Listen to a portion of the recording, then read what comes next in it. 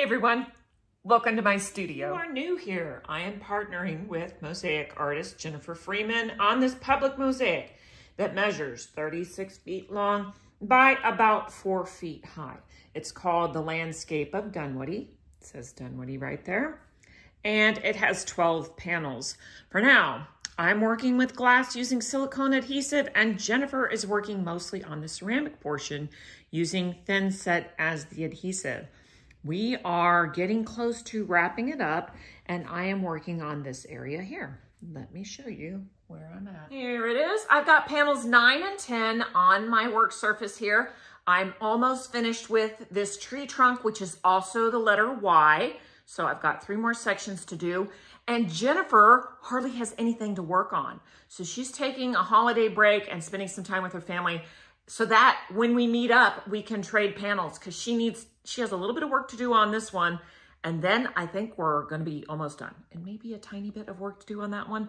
But anyway, I need to finish this one up so that she has something to work on.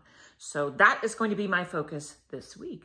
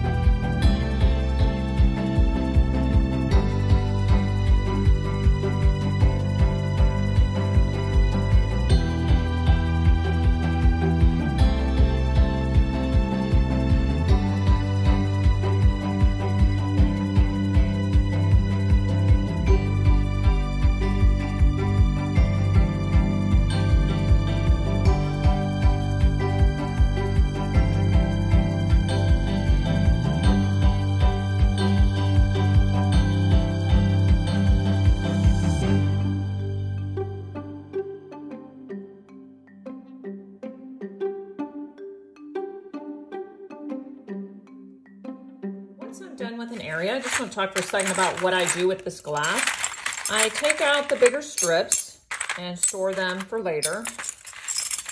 I leave the squares, and the odd shaped pieces like any triangles or half cuts, diagonal cuts, I take out, and I have been putting them in a bag. This is the second bag so far, to give to one of my students who really likes these colorful little pieces. And if she doesn't want them, I'll keep them in my classroom for students, because a lot of people do like using these little scraps.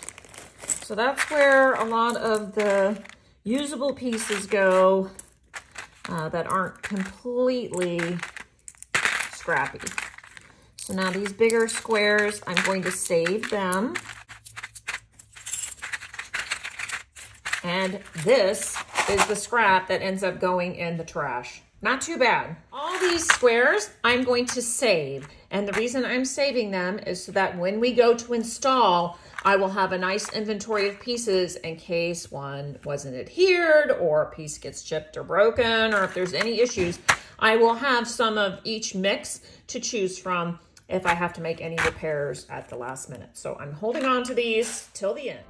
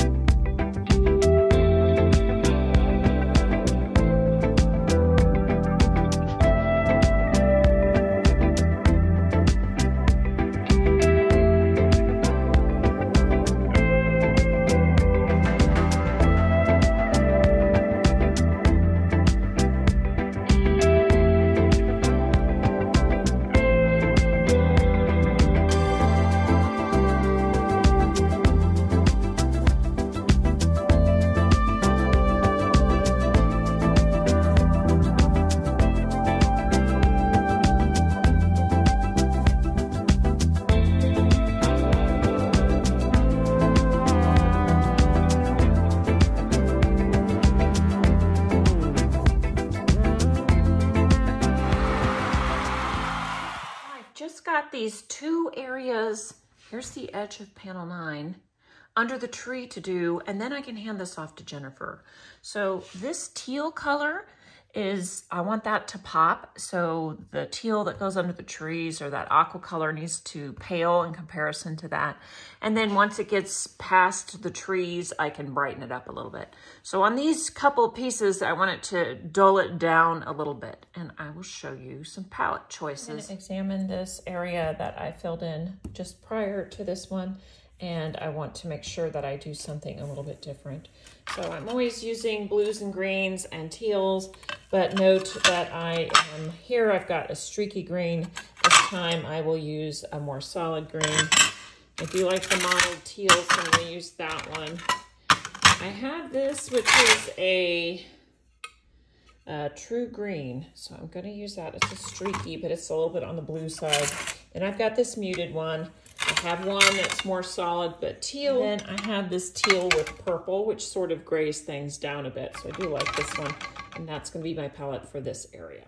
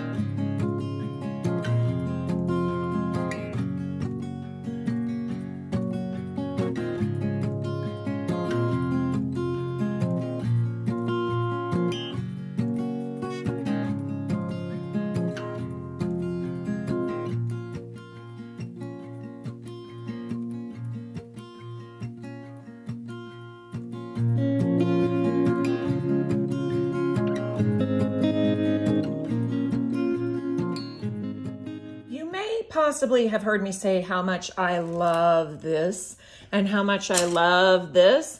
Well, crazy paving is not my favorite. While I love these colors, I find crazy paving to be a rather slow and tedious process.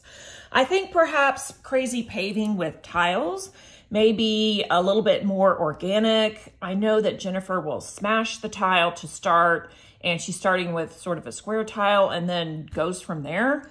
But with glass, I can't really smash it because then I'd get uneven edges. So I have to start by cutting it. And then each piece needs to be custom fit. And it's a little bit, I find, slow and tedious.